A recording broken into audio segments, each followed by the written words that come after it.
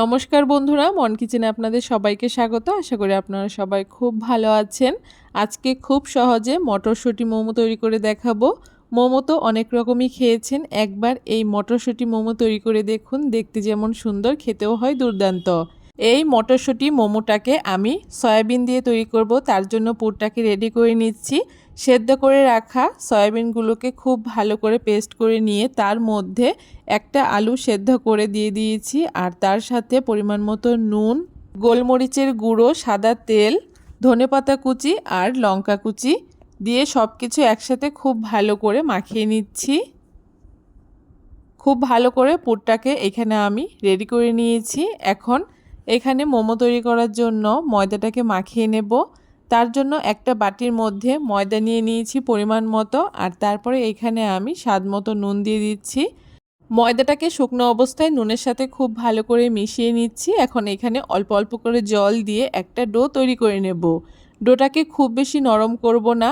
রুটি তৈরি করার জন্য যেরকম ডো আমরা তৈরি করি ঠিক সেই রকম করেই এই ডোটাকে তৈরি করে নিতে হবে। ময়দার ডোটা এখানে আমার রেডি হয়ে গেছে। যেহেতু আমি মটরশুঁটি মোমো তৈরি করব, তার জন্য এখানে সবুজ কালারের ফুড কালার দিয়ে আমি আরও একটা ময়দার ডো তৈরি করে নিয়েছি। প্রথমে এখানে সাদা ময়দার ডোটা থেকে কিছুটা ডো নিয়ে আমি এইরকম করে একটুখানি বেলে নেব। যতটা সম্ভব পাতলা করে এই রুটিটাকে বেলে নিতে হবে। আর তারপরে ছোট একটা বাটির সাহায্যে এইরকম ছোট ছোট করে আমি লেচি কেটে নেব। আপনারা চাইলে কিন্তু এর থেকে ছোট করেও কেটে নিতে পারেন, সেক্ষেত্রে কিন্তু মোমোগুলো ছোট ছোট হবে। এখন এর ভেতরে আমি যে পুরটা তৈরি করেছিলাম, পুরটাকে অল্প অল্প করে দিয়ে মুখটাকে খুব ভালো করে আটকে ঠিক এরকম গোল গোল করে সবগুলোকে তৈরি করে নেব। সবগুলো একই রকম তৈরি করে নিয়েছি। আর এই দিকে সবুজ কালারের যে ময়দার ডোটা তৈরি করেছিলাম সেটাকেও খুব ভালো করে বেলে নিয়েছি।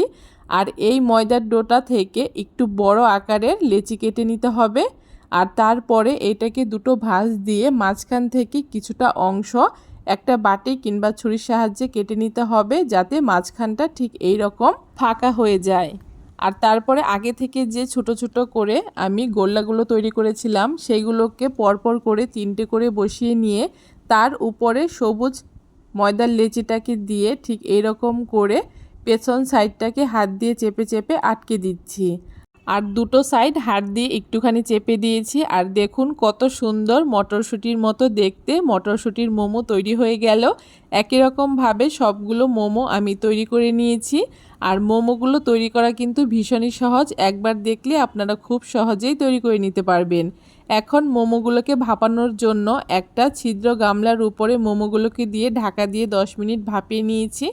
আর 10 মিনিট পরে দেখুন মোমোগুলো একদম রেডি হয়ে গেছে। কেমন লাগলো আজকের রেসিপি অবশ্যই জানাবেন।